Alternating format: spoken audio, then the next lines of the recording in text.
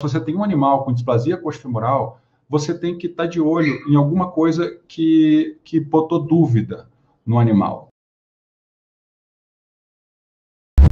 Os animais, eles, hoje, com meus entendimentos, os animais, eles não adoecem cronicamente.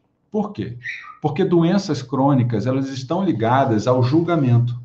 E quem é o ser vivo na natureza mais julgador do universo? Né? É o ser humano. Então, nós, seres humanos, nós julgamos uma situação. Eu gosto muito de contar a história do leão com a zebra. Né? Por exemplo, o leão sai numa investida para pegar a zebra, certo? Ou a leoa, né? Sai numa investida para pegar a zebra. Aquela zebra, ela consegue fugir do ataque da leoa, certo? Então, quando essa leoa está numa distância de segurança, né, uma distância de segurança que a zebra consegue entender que ela não consegue mais ser alcançada, a zebra para, olha para a leoa, olha para o pasto e volta a comer. Ela não se junta com as outras zebras e fala assim, tá vendo aquela leoa lá? Aquela leoa lá, eu vou pegar ela vamos pegar essa leoa e vamos meter pau nela, eu odeio essa leoa e tal.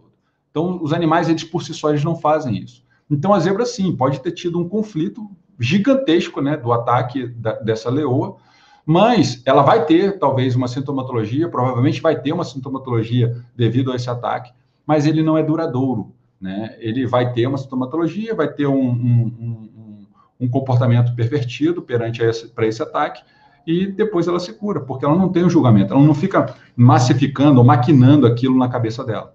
Né? Então, os animais são da mesma forma.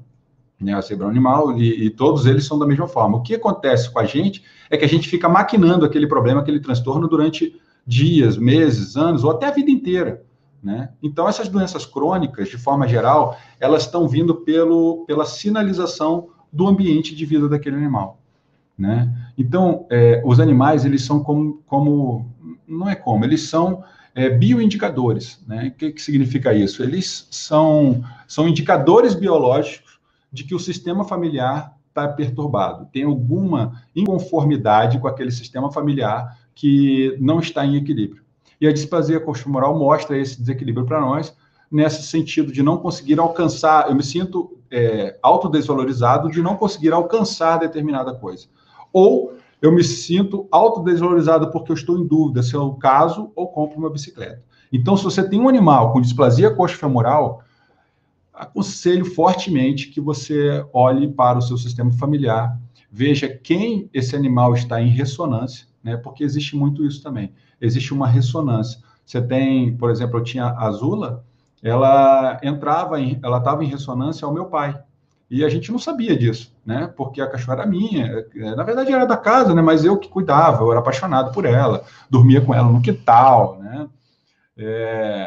Então era um amor louco, né? Tinha essa comunicação que eu falo para vocês, mas ela estava em ressonância ao meu pai, né? E faz muito sentido, né? Meu pai era o protetor da casa, meu pai é um macho alfa, meu pai era o cara que provia e tudo, né? Meu pai e minha mãe, mas no caso, agora aqui contando do meu pai. Então, ela estava em ressonância com ele, né? E meu pai tinha uma dúvida gigante: se continuava trabalhando ou se aposentava para dar suporte à carreira que minha mãe tinha que seguir, que não era no mesmo estado, era em São Paulo e tal, eu era do Rio de Janeiro, eu sou do Rio de Janeiro, né? Então, eu estava com essa dúvida, uma dúvida enorme, né? Se aposentava proporcionalmente ou não, ia perder parte do salário, ou, deixava minha mãe ir trabalhar em São Paulo e ele ficava no Rio de Janeiro. Então, essa dúvida que ele impôs dentro do nosso sistema familiar, que foi uma dúvida forte na época para nós, para a família toda e tudo.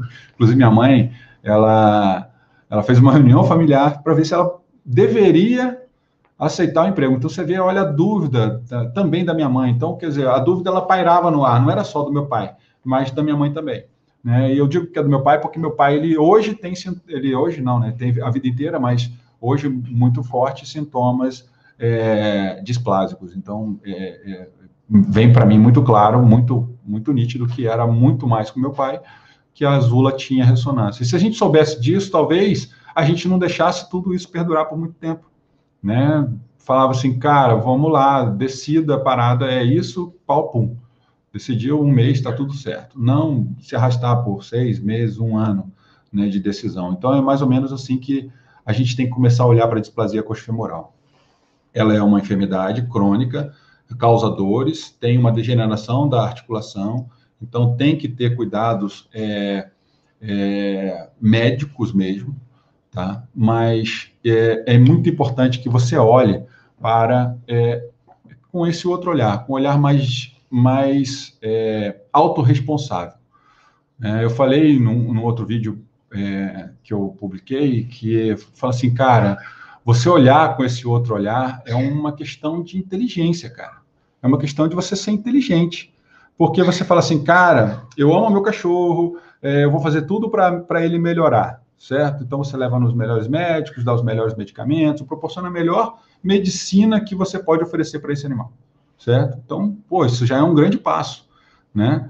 Mas e se você olhar para você, né? Você fala assim, cara, eu quero cuidar do meu animal, então eu vou cuidar de mim, que automaticamente eu estou cuidando dele. Então não é só você cuidar dele, é cuidar de todo o sistema. E é uma questão de inteligência, cara. Eu amo tanto ele que através desse olhar de amor para ele, eu vou olhar para mim.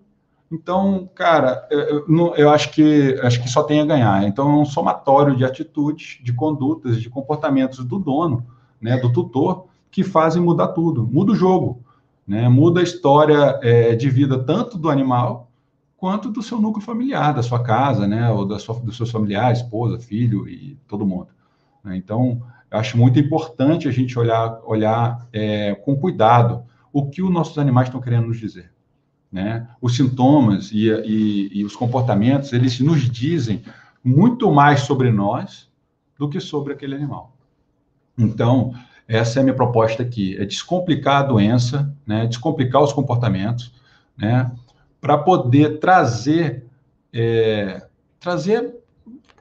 a cura mesmo, trazer a cura para aqueles animais que são enfermos durante uma vida, né? 10, 15 anos doente, né? Isso, cara, tem fim, é possível, mas isso depende de nós. Então, nós temos que ter um olhar muito autorresponsável. Falar assim, cara, a minha ação, a minha atitude, a minha conduta, o meu comportamento, como eu enxergo o mundo, tem impacto direto com aqueles que eu amo.